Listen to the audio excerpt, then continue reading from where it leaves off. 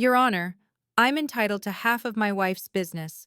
I supported her while she played entrepreneur, and now I deserve what's mine. Those were the words my husband Marcus spoke in a divorce courtroom on a Tuesday morning in September, standing there in his charcoal suit with that confident smile I'd once found so charming. And I remember thinking how strange it was that I'd spent 7 years married to a man who genuinely believed he'd supported me when the truth was so starkly different. I was 34 years old, sitting at the defendant's table with my attorney Jennifer Morrison, and I had a cream-colored envelope in my hands that would soon make a judge laugh at the man I'd once loved. But in that moment, I was transported back to 6 months earlier. To the afternoon, I discovered what Marcus really thought of me and what he was truly after. It was a Thursday in March when I came home early from a client meeting in downtown Seattle, walked into our house on Mercer Island, and found Marcus in his study with papers spread across his mahogany desk, papers that had my company's name printed across the top in bold letters. He'd looked up with startled eyes, quickly covering the documents, but I'd already seen enough to know what they were. Business valuation reports, divorce attorney letterhead, financial projections of my consulting firm's worth over the next 3 years. "What are those?" I'd asked, my voice steadier than I felt, and he'd tried to laugh it off at first. Said he was just keeping options open, just being practical, just making sure he understood our assets. Our assets. The business I'd built from nothing, the company I'd funded with my grandmother's inheritance 6 months before I'd even met him, the firm that employed 12 people and generated millions in annual revenue, and he called it our assets. When I pressed him, when I demanded the truth, he'd finally dropped the pretense and told me plainly that if we divorced, he deserved half of everything, because he'd supported me while I built my little business. Little business. Those words stung more than the betrayal itself, more than discovering he'd been planning an exit strategy for over a year, because they revealed what he'd always thought of my work, my talent, my success. He'd never seen me at all. He'd watched me build something extraordinary and called it luck, called it a hobby, called it little, and now he wanted to claim half of it as his reward for tolerating my ambitions.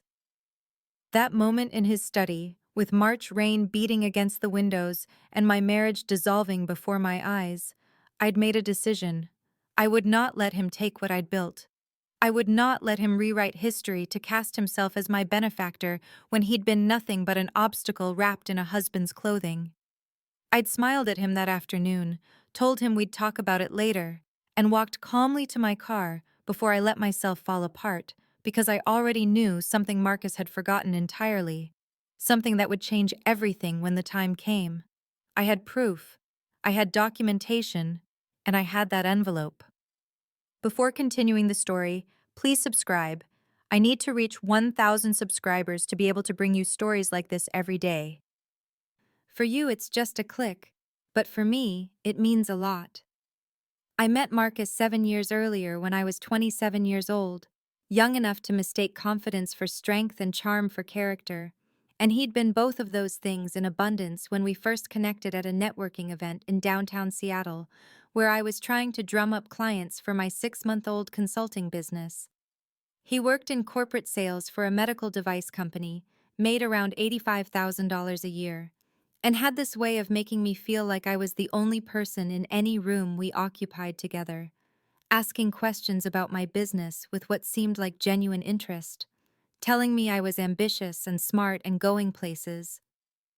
We dated for 8 months before he proposed at a restaurant overlooking Elliott Bay, and I said yes because I loved him and because he seemed to see something valuable in me that I was still learning to see in myself.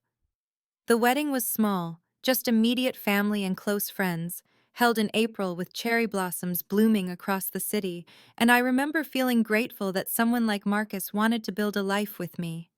My consulting business was still small then, bringing in maybe $60,000 a year, helping mid-sized companies optimize their operations processes, and Marcus made more than I did, which seemed normal and unremarkable at the time. But something shifted in the weeks after we returned from our honeymoon in Vancouver, something so subtle I almost didn't notice it at first. When I talked about landing a new client, he'd smile and say, "That's nice, honey," in a tone that suggested he was humoring me rather than celebrating with me. When I worked late to finish a project proposal, he'd sigh and mention how he'd also had a long day at his real job, emphasis on the word real, as if my work existed in some lesser category of employment. He started calling my business my little consulting thing when talking to his friends, introduced me at company parties as my wife Sarah, she does some freelancing, and when I opened a separate business checking account, he'd asked me why I needed that when we could just use our joint account for your hobby expenses. I'd laughed it off initially, told myself he didn't mean anything by it, that he was just being practical about finances, but the pattern continued and deepened. Marcus positioned himself as the breadwinner despite my income, made decisions about our major purchases without consulting me, kept the login information for our joint savings account to himself because he said he was better with money. And somehow I found myself asking his permission to buy things for my own business with my own earnings. He was controlling our finances while simultaneously dismissing the work that generated half of those finances. And I was letting him do it because I didn't yet understand that love shouldn't require you to become smaller. 3 years into our marriage, when I was 30 years old, my business began to grow in ways I hadn't anticipated, and that growth became the magnifying glass that revealed the truth about Marcus's view of me with painful clarity. I'd landed 3 major clients in the span of 4 months, companies with actual budgets and long-term contracts, and my revenue for that year reached $180,000, while Marcus's salary remained at $95,000. Yet he still introduced himself as the breadwinner at every social gathering we attended. I remember one specific dinner party at his colleague's house in Bellevue, standing in their kitchen with expensive wine glasses in our hands and Marcus's arm around my waist, when someone asked me what I did for work, and before I could answer, Marcus jumped in with, "Oh, Sarah does some freelance consulting work, keeps her busy," in this casual tone that made my profession sound like a pastime I'd picked up to fill empty hours. I'd tried to elaborate, mentioned that I'd just signed a contract with a manufacturing company worth $85,000, and Marcus had physically steered me away from the conversation toward the appetizer table, told me later in the car that I was making things awkward by talking about money at social events, as if he hadn't spent the entire evening discussing his sales figures with anyone who would listen. When I tried to have serious conversations about our finances, about combining our incomes more equitably, or refinancing our mortgage based on my increased earnings, he'd pat my hand and say things like, "Let me handle the grown-up financial decisions, honey. You focus on your clients," in a voice that sounded affectionate, but felt like being patted on the head and dismissed. I'd brought home a bottle of champagne the day I signed my largest contract to that point, a $120,000 agreement with a healthcare network to overhaul their entire supply chain management system. And Marcus had said, "That's wonderful," while barely looking up from his laptop, then asked what I was planning to make for dinner, as if I hadn't just accomplished something that would change our financial situation significantly. The invisible feeling grew heavier with each dismissal, each time he changed the subject when I talked about my work, each dinner party where he introduced me as someone who does a little freelancing while I was generating nearly double his income. I still loved him then, or I loved who I thought he was underneath the dismissiveness, and I told myself he was just traditional, just uncomfortable with his wife out-earning him, just needing time to adjust to our shifting dynamic. But the truth I wasn't ready to face was that Marcus didn't want to adjust because he'd never actually seen my work as real in the first place. I was succeeding at something he'd categorized as a hobby, making serious money doing what he'd deemed unserious, and instead of celebrating that, or even acknowledging it, he doubled down on his position as the one who really worked, who really contributed, who really mattered in our economic partnership. And I let him because I didn't yet understand that making yourself smaller doesn't make someone love you better. 2 years ago, when I was 32 and we'd been married for 5 years, I landed the contract that should have changed everything. A $2.3 million agreement over 3 years with a national retail chain to completely redesign their logistics and inventory management systems across 47 locations. The kind of contract that established you as a serious player in your industry rather than someone running a small consulting practice out of a spare bedroom. I remember the moment I got the confirmation email, sitting in the coffee shop near our house where I'd been working that morning, reading the terms 3 times to make sure I understood correctly, my hands actually shaking as I called Marcus to tell him the news, because despite everything, despite all the dismissiveness and the casual cruelty, I still wanted to share my victories with him. He answered on the fourth ring, sounded distracted. And when I told him about the contract with barely contained excitement in my voice, there was a pause that stretched too long before he said, "That's great, honey. Very lucky," in a tone that managed to be both congratulatory and dismissive at the same time, the word lucky hitting me like a slap because it erased every hour I'd spent building relationships with clients, every proposal I'd written and rewritten, every skill I'd developed over 6 years of building my business from nothing. I'd tried to explain that it wasn't luck, that I'd been pursuing this client for 18 months, that they'd chosen me over 3 larger consulting firms because of my specific expertise and approach.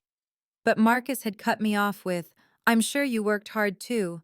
I've got to get back to a meeting," and hung up before I could respond. That contract meant I needed to hire actual employees, move out of the spare bedroom and into real office space, establish myself as a legitimate company rather than a one-woman operation, and I did all of those things over the following 3 months, brought on 2 full-time consultants and a part-time administrative assistant, signed a lease on a small office in a business park in Redmond, had business cards printed with actual titles on them, and Marcus's response to each of these milestones was increasing distance and irritation.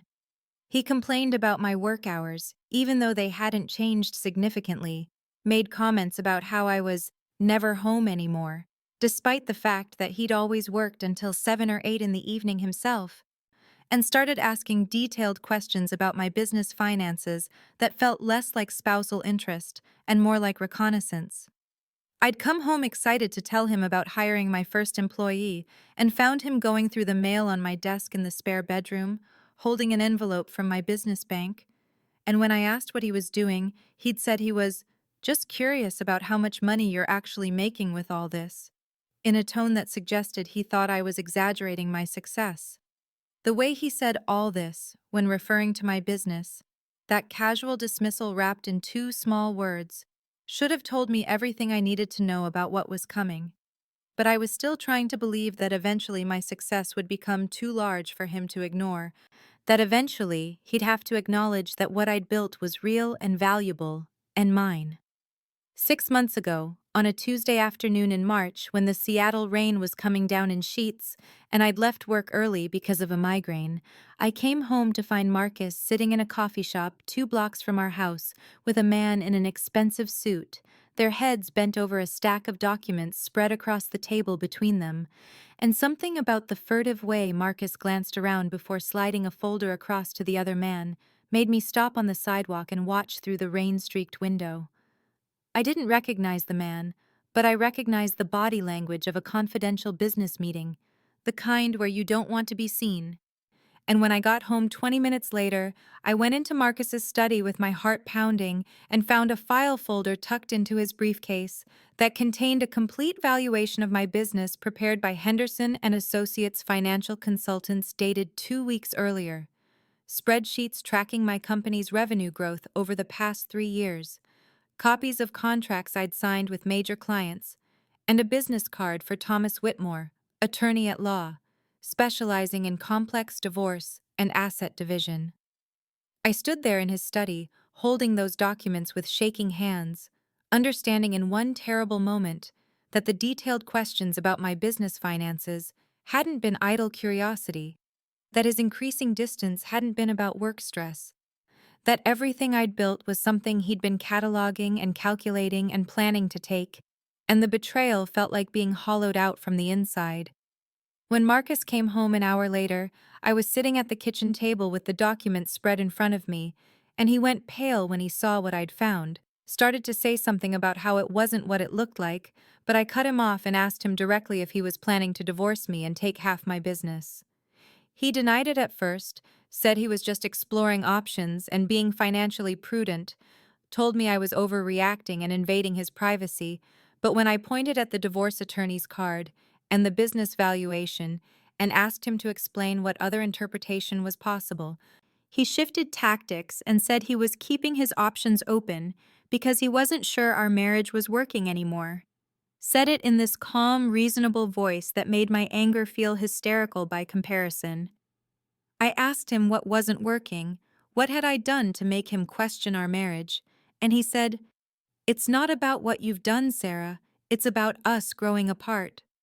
But then he added, almost as an afterthought, "And if we did separate, I would deserve half of what you've built because I supported you while you were building it. I was there, I encouraged you. That business is as much mine as yours." And that's when I understood with perfect clarity that he'd never seen me at all, had never seen my work as real, had categorized my success as something that happened to me rather than something I created. And now that it had value he could quantify, he wanted to claim it as partially his own. I told him he'd never supported my business. He'd dismissed it and belittled it and acted like it was a hobby I should be embarrassed about. And he looked genuinely confused, said, "I never did that. I was always proud of you." Rewriting history right in front of me, like I hadn't lived through 7 years of his condescension. That night I moved into the guest room, and the next morning I started documenting everything. Every email, every text message, every bank statement, every business record, every piece of evidence that would prove what I'd built was mine alone. And while my heart was breaking over the death of my marriage, some stronger part of me was already preparing for war. The next morning, I called Jennifer Morrison, a family law attorney whose name I'd gotten from a colleague who'd gone through a contentious divorce 3 years earlier. And when I sat in her downtown Seattle office on Thursday afternoon, with rain streaking down the floor-to-ceiling windows behind her desk, I laid out everything I'd discovered and watched her face shift from professional sympathy to focused intensity as I showed her the business valuation Marcus had commissioned and explained his claim that he deserved half of what I'd built. Jennifer was 48, sharp-eyed and precise in her questions, and after an hour of going through my timeline, she leaned back in her chair and said, "Sarah, I need you to understand something. Your husband has been planning this for much longer than you realize. Men don't commission business valuations on a whim. This has been in the works for at least a year, probably more." And hearing it stated so bluntly made something crystallize inside me, turned my heartbreak into something harder and more useful. She asked me to bring every document I could find related to my business formation, every bank statement, every contract, every piece of correspondence. And as we went through what I should gather, she asked almost casually when I'd started my business. And I told her I'd founded Richardson Consulting 6 months before Marcus and I got married, had used a $50,000 inheritance from my grandmother who died in January of 2015 to fund the initial setup, and I watched Jennifer's expression change in a way that made my pulse quicken. "You're certain about that timing?" she asked, and I nodded. Told her I had the incorporation papers dated July 2015, and we'd gotten married in January 2016, and she smiled in a way that made her look dangerous and said, "Then we have something to work with, because in Washington state, anything you owned or founded before the marriage is separate property, not marital property, which means his claim just became significantly more complicated." Over the next 2 weeks, I gathered everything Jennifer requested, made copies of business formation documents I'd kept in a filing cabinet in my office, pulled bank statements going back 7 years, compiled every email and text message I could find where Marcus had dismissed or belittled my work. And the process of documenting everything was both painful and clarifying because seeing it all laid out in chronological order made it impossible to pretend his behavior had been anything other than systematic dismissal. Jennifer discovered through preliminary inquiries that Marcus had first consulted with Thomas Whitmore 14 months ago, had been tracking my business growth, and waiting for the valuation to peak before filing. Had calculated everything with a precision that would have impressed me if it hadn't been focused on taking what I'd built. And when she told me this, I felt something inside me go cold and clear. Felt the last remnants of hope that this was a misunderstanding or a temporary crisis dissolve into absolute certainty about what needed to happen. I maintained perfect composure at home, continued sleeping in the guest room, spoke to Marcus with cool politeness when we crossed paths in the kitchen or hallway, and never let him see that I was building a defense that would dismantle every claim he planned to make, because I'd learned something important from 7 years of marriage. Sometimes the most powerful thing you can do is let someone underestimate you completely while you prepare to prove them catastrophically wrong. 3 months ago, on a gray Monday morning in early April, I arrived at my office to find an email from Thomas Whitmore's firm with a PDF attachment labeled Petition for Dissolution of Marriage. And when I opened it and saw Marcus's name as petitioner and my own as respondent, saw the formal legal language demanding dissolution of our marriage and equitable division of all marital assets, including Richardson Consulting LLC, which he claimed was worth $4.7 million, and to which he asserted entitlement of 50%, I felt something break open inside me that was equal parts devastation and cold fury. The petition painted a narrative I barely recognized, described Marcus as a supportive spouse who had sacrificed significant career advancement opportunities to provide emotional and financial support, enabling respondents' business ventures, claimed he had contributed substantially to the success and growth of Richardson Consulting through ongoing encouragement, business advice, and marital partnership, and stated that he had provided crucial financial backing during the company's formation and early growth phases. Every word a carefully constructed lie designed to justify taking half of what I'd built entirely without him. I called Jennifer immediately, and she came to my office within an hour, read through the petition with an expression that shifted from professional neutrality to something harder, and said, "He's going for everything, Sarah. This is a maximalist position designed to force you into settlement, but the claims about financial backing are going to be very easy to disprove, and the part about career sacrifice is honestly laughable given his employment history." That evening, I packed 2 suitcases with clothes and essential items, took my laptop and business files, and moved into a furnished apartment in Capitol Hill that I rented on a month-to-month basis. And as I stood in the living room of the home Marcus and I had shared for 5 years, looking at the furniture we'd chosen together and the photos on the walls documenting a marriage that had apparently meant completely different things to each of us, I felt grief crash over me in waves that left me struggling to breathe. I stayed calm, though, maintained the composure I'd been practicing for 3 months, and when Marcus came home from work and found me with my packed bags, he had the audacity to look hurt and ask, "Does it really have to be like this?" And I looked at him and said, "You filed for divorce and claimed you financially backed my business, when you know that's a lie, so yes, it has to be exactly like this," and walked out the door without looking back.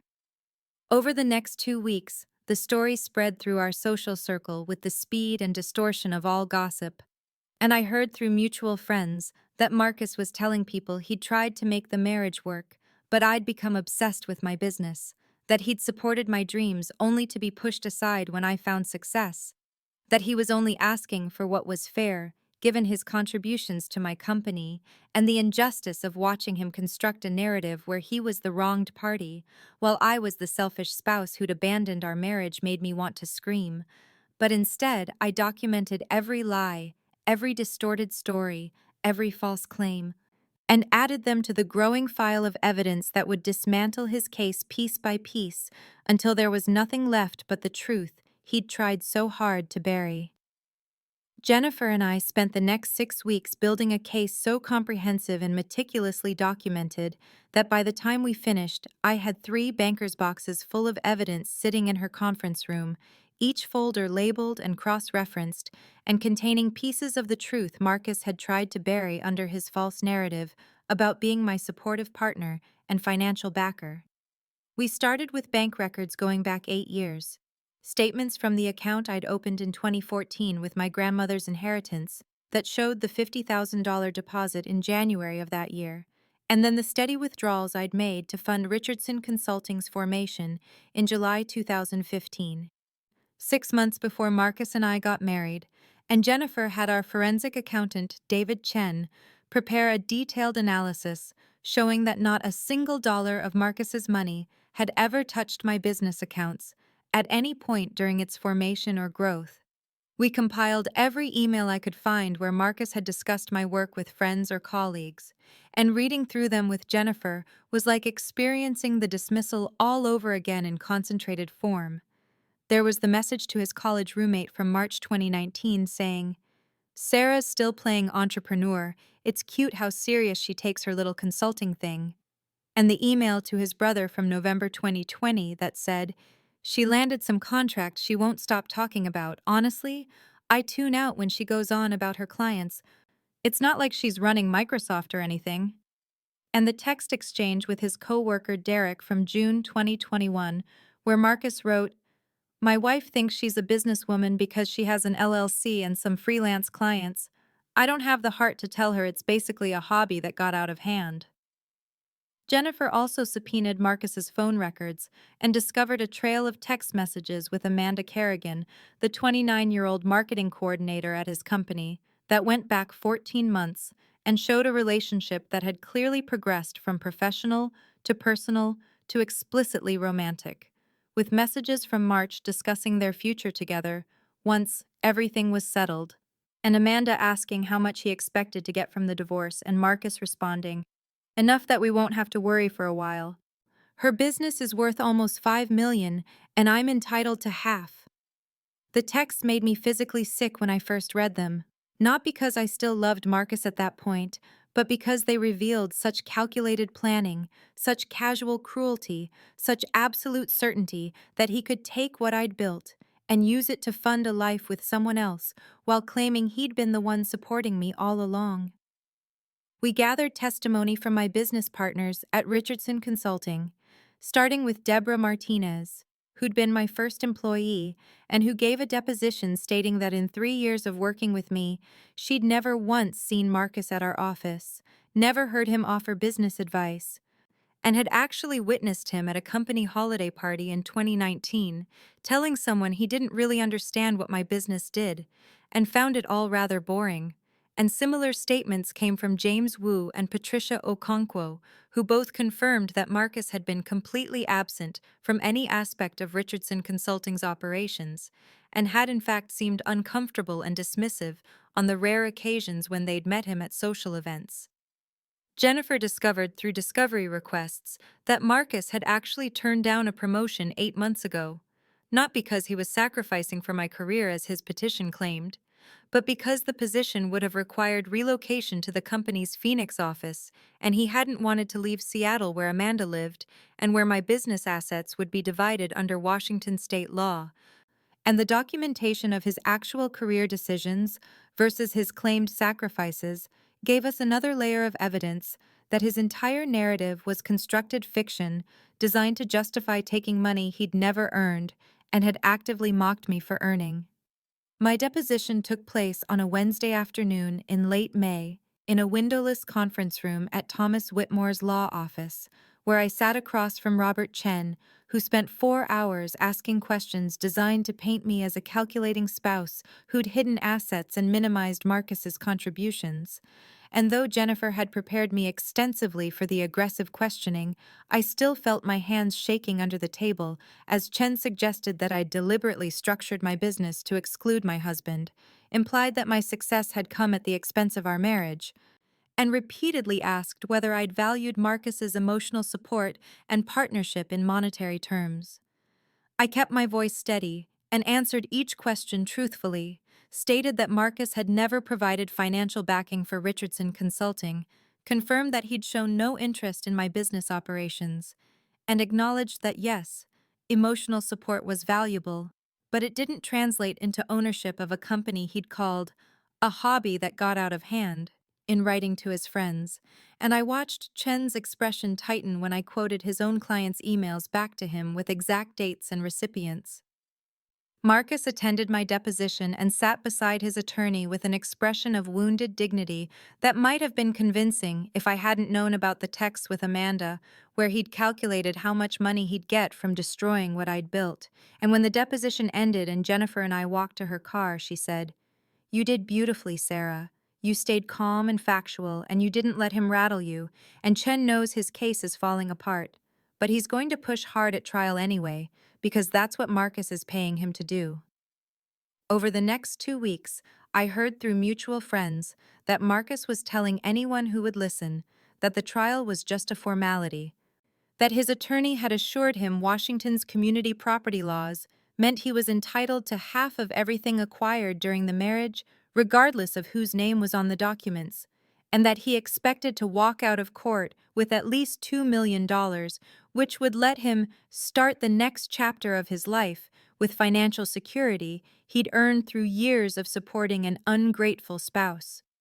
His confidence should have worried me, but instead, it felt like watching someone walk toward a cliff edge while insisting the ground was solid, and I focused on the envelope Jennifer and I had prepared together. The single document that would dismantle everything Marcus and his attorney had built their case upon. The piece of evidence I'd kept locked in my safe deposit box for 7 years, because even when I'd loved him, I'd apparently understood on some level that Marcus saw contracts and agreements as things that only mattered when they benefited him. The night before the trial, I sat alone in my apartment and thought about the girl I'd been at 27, who'd signed that premarital agreement with shaking hands, while Marcus assured her it was just a formality, standard protection that people with assets used, nothing personal. And I thought about the woman I'd become at 34, who'd built a multi-million-dollar business despite being told it was cute and lucky, and basically a hobby. And I realized that tomorrow wasn't really about the money at all, but about standing in front of a judge and the man who'd dismissed me for 7 years and proving that my worth had never depended on his recognition, that I'd always been exactly as capable and successful as I'd believed myself to be, and that his opinion of my achievements mattered precisely as much as his claim to own them, which was to say, not at all. The King County Superior Courthouse stood on 4th Avenue in downtown Seattle with its gray stone facade and tall windows that seemed designed to make anyone entering feel small, and I walked through the security checkpoint at 8:30 on the morning of June 14th, wearing a navy blue suit Jennifer had helped me select because she said it projected authority without arrogance, and carrying in my leather portfolio the envelope that had been sitting in my safe deposit box at Washington Federal for 7 years, waiting for a purpose I'd never imagined it would serve. The courtroom itself was smaller than I'd expected from television, with oak paneling that had darkened with age and fluorescent lights that cast everything in a slightly greenish tinge, rows of benches for observers that were mostly empty except for a few people I didn't recognize, and my business partner Deborah, who'd insisted on being there for support. And at the front of the room, a raised bench where Judge Patricia Hernandez would sit in judgment of the marriage Marcus and I had built, and the business I'd created, and the money he claimed to deserve for supporting dreams he'd actually called cute and lucky, and basically a hobby.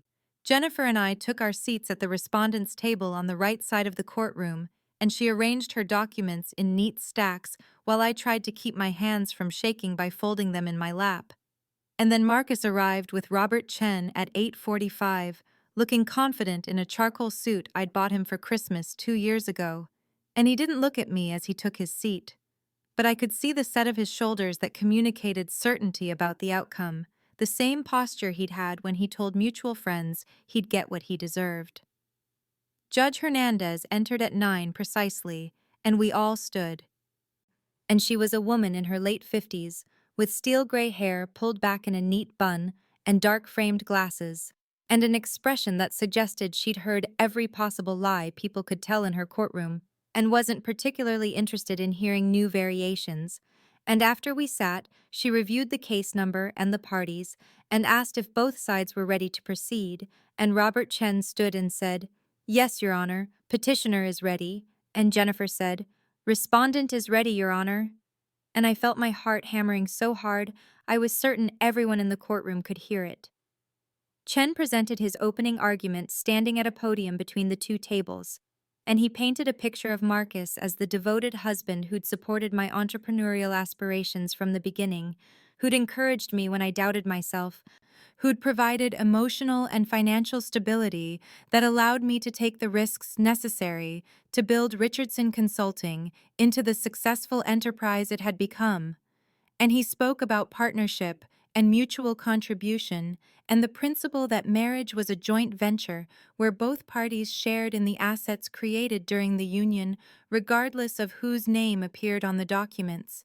And he cited Washington state community property law and presented the business valuation, showing Richardson Consulting was worth $4.7 million, and argued that Marcus was entitled to half of that amount as his fair share of what they'd built together over 7 years of marriage.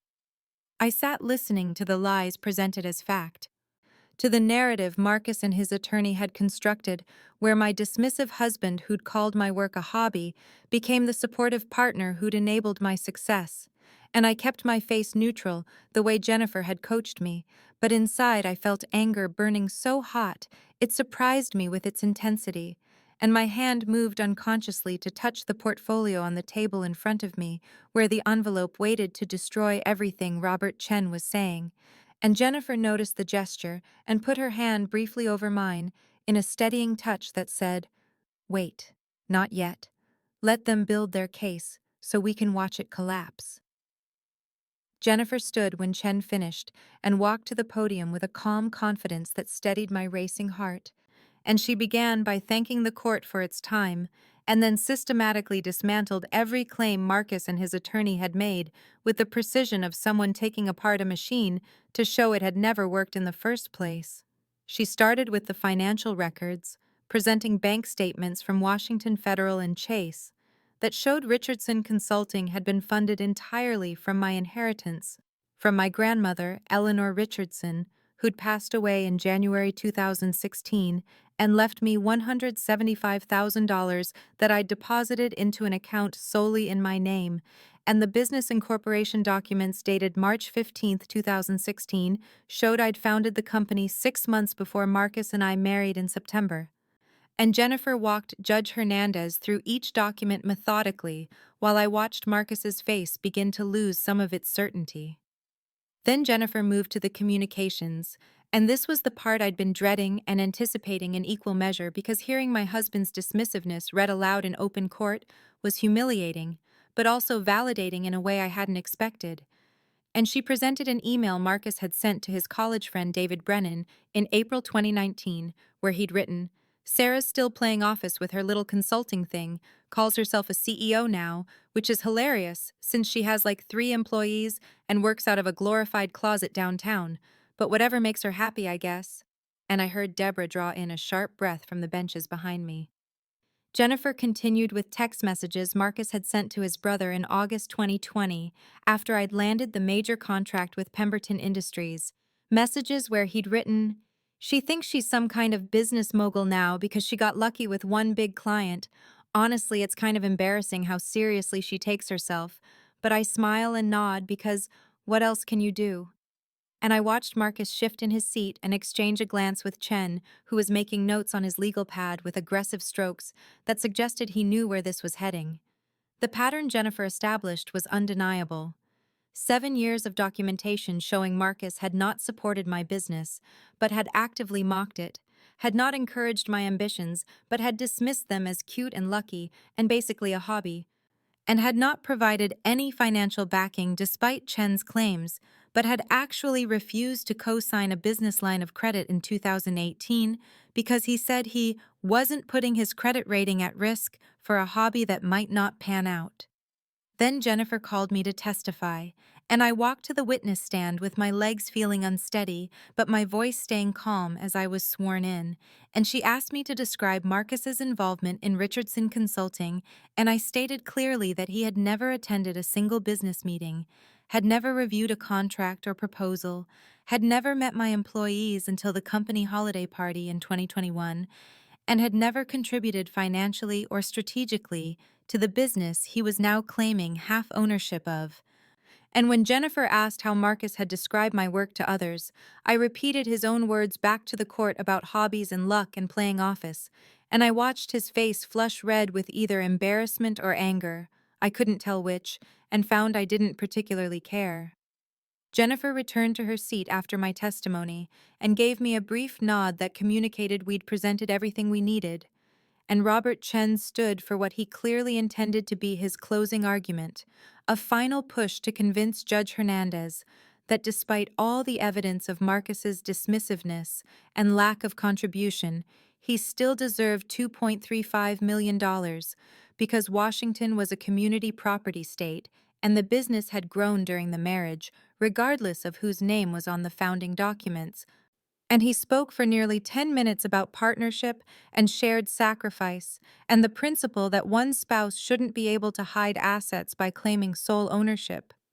And I watched Judge Hernandez's expression remain neutral but thoughtful as she listened, and I felt a flutter of anxiety in my chest, because what if the law really did side with Marcus despite everything?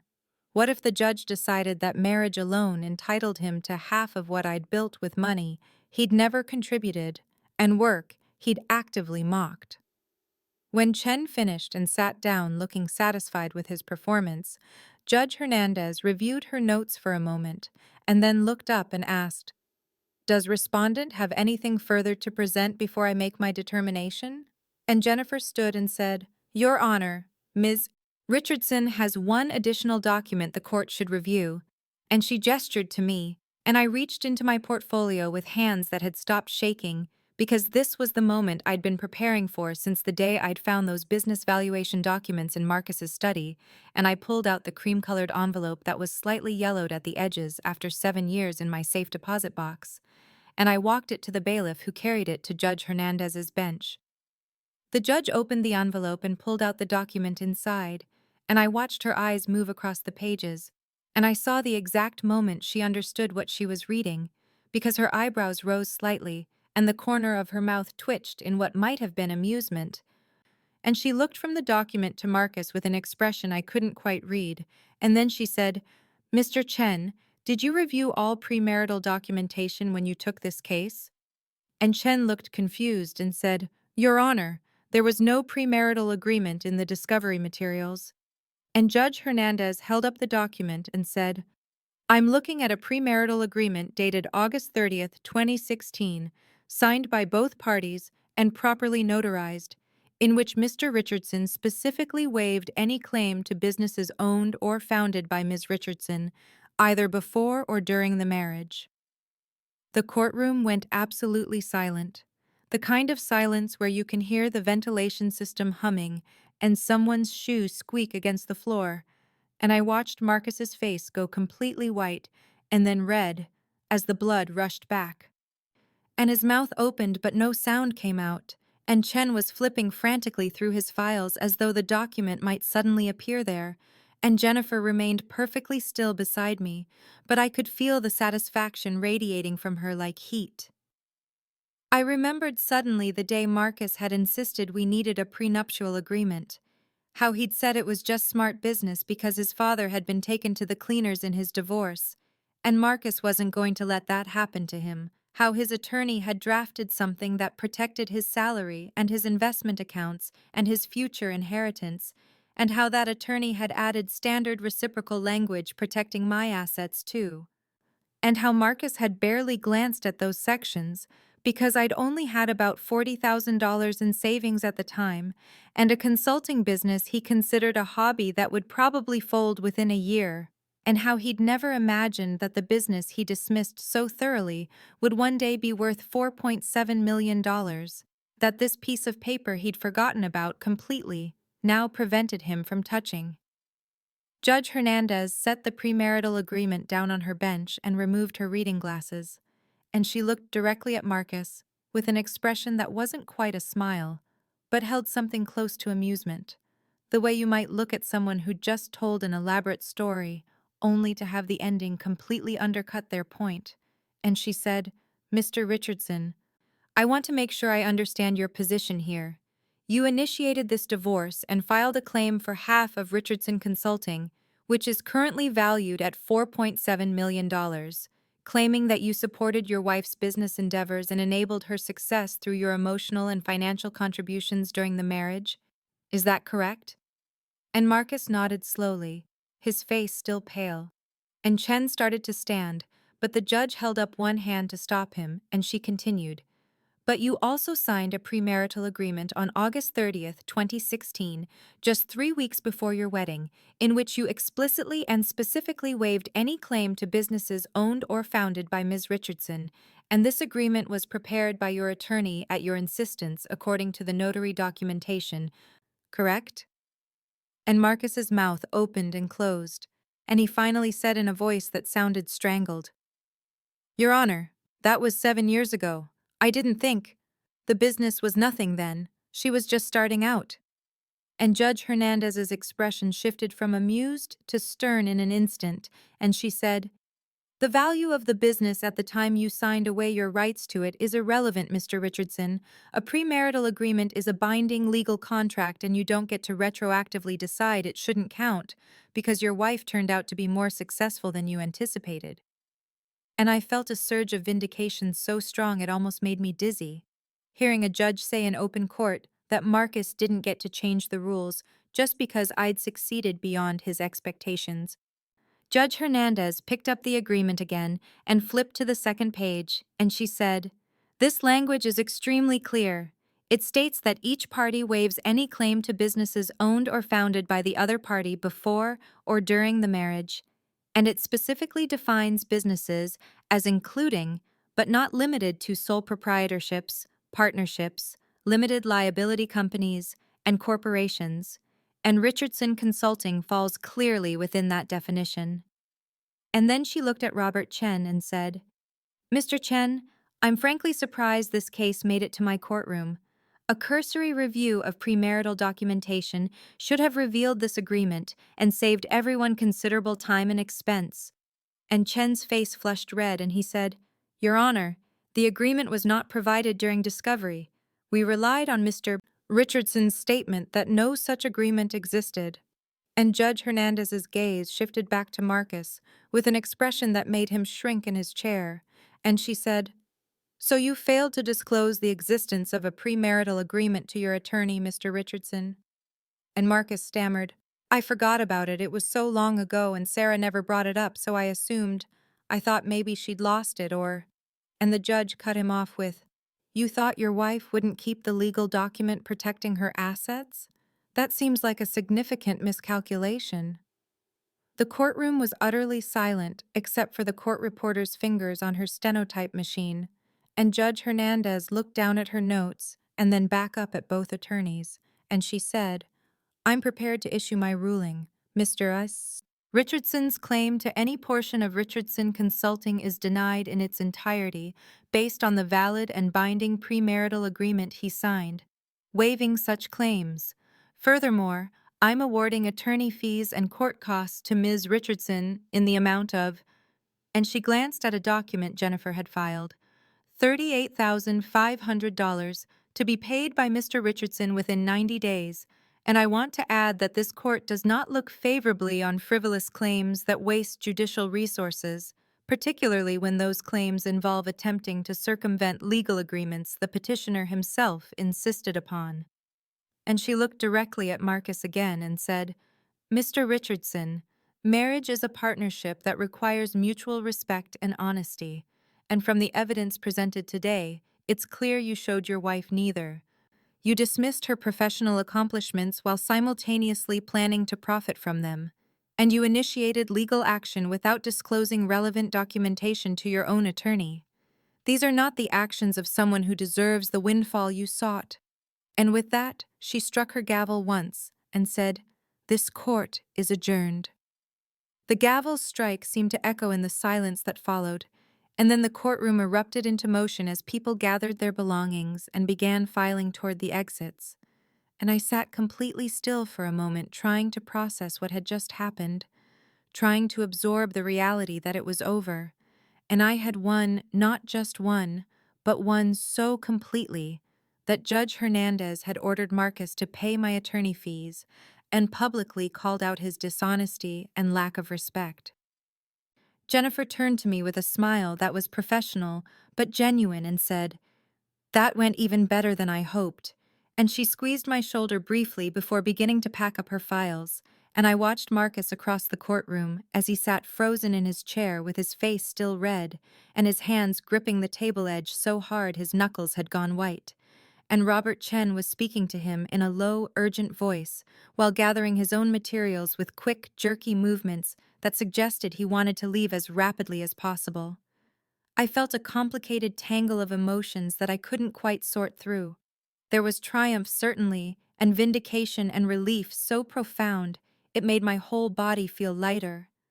But there was also sadness underneath it all because this man I'd loved for 7 years had just been publicly humiliated and ordered to pay me $38,500, and the marriage I'd believed in was officially over, not just emotionally, but legally. And even though he'd brought all of this on himself through his greed and his lies, I still felt a pang of something like grief for what I'd thought we had. Chen finished packing and left without looking at me, walking quickly toward the exit with his briefcase clutched against his chest, and Marcus finally stood up slowly, like a much older man, and turned toward me. And for a moment our eyes met across the courtroom, and I saw in his face a mixture of shock and anger, and something that might have been shame, and he took a step toward me and opened his mouth to speak. I stood up quickly and Jennifer immediately moved slightly in front of me in a protective gesture, and I said clearly and firmly, "Don't, just that one word," and Marcus stopped, and his jaw clenched, and he said, "Sarah, we need to talk about this. You can't just—" And I cut him off with, "Yes, I can. There's nothing to talk about. The judge made her ruling and we're done." And I picked up my portfolio and turned away from him deliberately, and Jennifer and I walked toward the exit together while Marcus stood there watching us leave. We stepped out into the courthouse hallway, where the afternoon light streamed through tall windows and made geometric patterns on the marble floor. And I took a deep breath of air that didn't smell like old wood and tension, and Jennifer said, "He's going to try to contact you. They always do after a loss like this. Don't engage." And I nodded and said, "I won't." And I meant it because I finally understood that I didn't need his acknowledgement or his apology or his explanation. I only needed to be free of him. We walked down the courthouse steps into the October sunshine, and I felt something shift inside me as we descended. A sense of leaving behind not just the courtroom, but the entire version of myself who had stayed small enough to fit inside Marcus's dismissive view of me, and when we reached the sidewalk I turned back to look up at the courthouse building and thought about Marcus still inside somewhere trying to process his defeat. And instead of satisfaction or pity, I felt simply nothing, a peaceful blank space where he used to be. 2 months after the trial, on a December morning that felt almost impossibly bright and clear, I sat in my expanded office on the 14th floor of a building I just leased in the financial district, looking out at the city skyline and thinking about how different everything felt now. Not just the external circumstances, like the fact that Richardson Consulting had just signed 3 new contracts worth a combined $6.2 million, or that I'd hired 4 additional employees, including a chief operating officer, who freed me to focus on strategy and growth, but the internal landscape that had shifted in ways I was still discovering. Marcus had tried to contact me 17 times in those 2 months.